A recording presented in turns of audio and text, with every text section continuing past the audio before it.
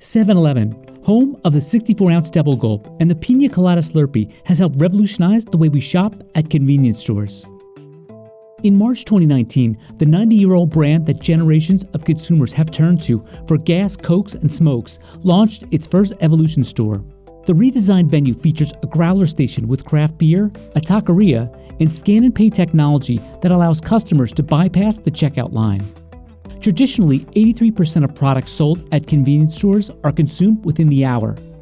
But 7-Eleven is betting that its new store concept and services aided by technology will help redefine the future of convenience. And with consumers stocking up on goods in a bid to avoid crowded lines at the grocery store and staying closer to home due to COVID-19 restrictions, the convenience store industry could be on the verge of a profound change. It's been an exciting year, I think, for organizations like convenience. Shoppers see it as a quick fill destination where they're not standing in line to pick up your milk, your eggs, your bread, your cheese, your quick fill-ins.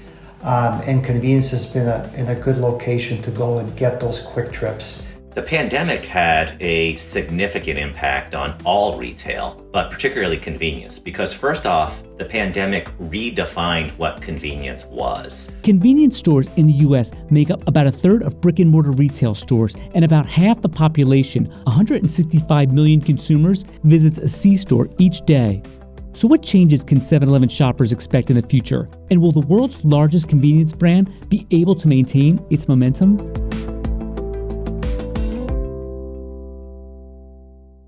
7-Eleven got its start in Dallas, Texas.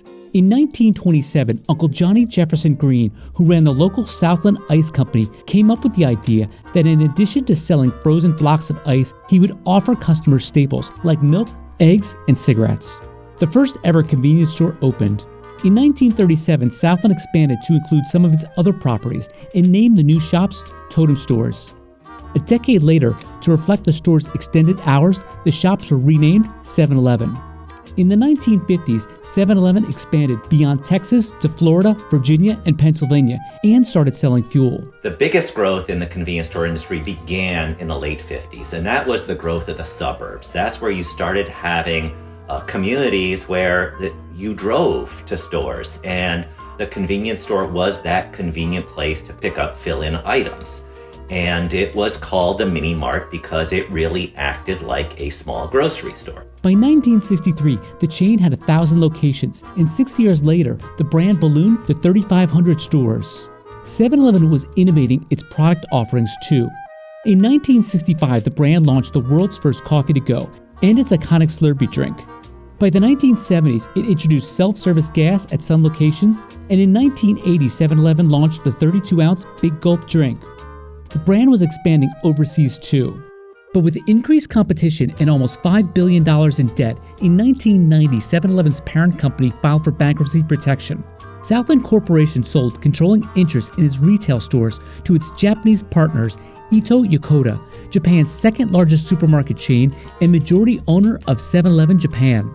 In 2005, 7-Eleven Incorporated was made a wholly owned subsidiary of 7-Eleven Japan. By 2013, 7-Eleven stores around the world were generating sales of $84 billion, and consumers were flocking to the retailer. In 2018, U.S. convenience stores had their 16th straight year of record in-store sales. What's escalated a lot in the last number of years is more towards health and wellness. Is becoming very important for consumers. Local is becoming much more prominent amongst consumers. It has grown so dramatically and has taken such hold in American life that the cool kids of retail have joined. Home Depot's opened convenience stores, experiment with the idea of convenience stores about a decade and a half ago. Target's danced around the concept. Walmart's danced around the concept. Amazon's integrated the concept. So it's really intriguing how convenience stores, which were always the other channel, has become the cool channel that everybody's looking at. As of the end of 2020, 7-Eleven operated, franchised, or licensed over 71,000 stores in 17 countries.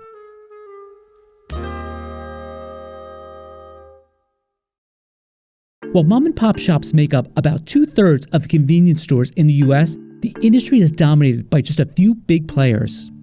In 2020, the largest convenience store chains in the U.S. by store count were 7-Eleven with 9,364 stores, Alimentation Couche-Tard, which includes Circle K with 5,933 stores, Speedway, the retail arm of Marathon Petroleum Corporation with 3,900 stores, and Casey's General Stores with 2,181 stores. Everybody has a regional favorite. On the East Coast, there's companies like Sheetz and Wawa. If you go down south, there's companies like Racetrack and some others. If you go in the Midwest, there's a huge debate in Iowa about which convenience store is the one for you, and Iowa might be the most competitive of them all. As of December 2020, there were a little more than 150,000 convenience stores across the U.S., a 1.6% decrease from the year prior, due in part to the contraction in retail and a decline in single-store operators. According to analysts, while some mom-and-pop stores have suffered, the overall industry trend is towards larger corporate chains. In 2018, 7-Eleven completed its $3.3 billion purchase of over 1,000 stores from Sunoco. And in August 2020, the company announced it entered into an agreement to acquire 3,900 Speedway stores from Marathon Petroleum for $21 billion. 7 & I, the owner of 7-Eleven, said the deal would bring its store count in the US and Canada to about 14,000. According to analysts, like their supermarket rivals, C-stores operate on razor-thin margins. Shoppers often see higher prices at convenience stores due to higher distribution costs and fewer customers buying in bulk. Prime locations also contribute to higher real estate fees. You're in that coveted, convenient location. You're not on the outskirts of town that may have lower property taxes, but certainly may not be convenient. So there are different elements that go into how do you factor in prices. You better be pretty close or on point with prices because people will go somewhere else. The consumer is at the heart and center of everything that's evolving. I believe that both the retailers and manufacturers recognize that. And how do you serve them, as I said, in a seamless and easy way and stay ahead of new health and wellness trends and things that are important for them as times change. In 2019, U.S. convenience stores had sales of $648 billion, down 1% from the year prior. The sale of fuel made up 61% of revenue, and the remainder came from products sold in stores. Cigarettes and other tobacco products accounted for 34.4% of in-store sales in 2019. Prepared food, including hot coffee, accounted for 25.4%. Packaged beverages like soda and energy drinks made up 14.8%. Candy and salty snacks were 10%, beer was 7.4%, and things like laundry detergent made up the remainder. At the start of the pandemic, 7-Eleven experienced a drop in pre-work visits with fewer people purchasing coffee and breakfast for the office. Instead, the retailer saw consumers buying items in bulk. In an email to CNBC, 7-Eleven said this increased the average cart size as people were stocking up and also purchasing things they may have typically bought at a grocery store from their local 7-Eleven. We found that people were more comfortable shopping at 7-Eleven stores than some big crowded big box store or shopping center. 7-Eleven Incorporated, which includes 12,000 stores in North America, had revenue from operations of $25 billion in fiscal year 2019, 67% more than 2015. Since the mid-2000s, the convenience store industry has seen a variety of new entrants into the space. In 2018, Amazon made its debut with the launch of its automated grocery store, Amazon Go. The store incorporates the same technology used in self-driving cars and offers ready-to-eat meals as well as household essentials. As of January 2021, there were more than 24 Amazon Go locations across the U.S. Big box stores like Walmart and Home Depot have also tried to make inroads into the segment with varying degrees of success. While C-stores benefit from long hours and convenient locations, analysts say to attract a new generation of customers, retailers like 7-Eleven are adding healthier food options and a restaurant experience to their playbook. Prior to COVID, we've seen a gradual increase over the years in food service, in prepared foods. You've seen stories about gourmet gas stations in across the country. So there's definitely been a move for better prepared foods. I've seen this with Wawa and Sheetz, 7-Eleven, where you can get something to eat right there. You could order from the gas pump, and like mini cafe where you can sit down on the inside as well. And if the state allows it, you can have a nice beer with your sandwich or your taco or whatever it may be. So they've really transformed themselves into more food offerings rather than just like convenience and store, just picking up milk and eggs and bread.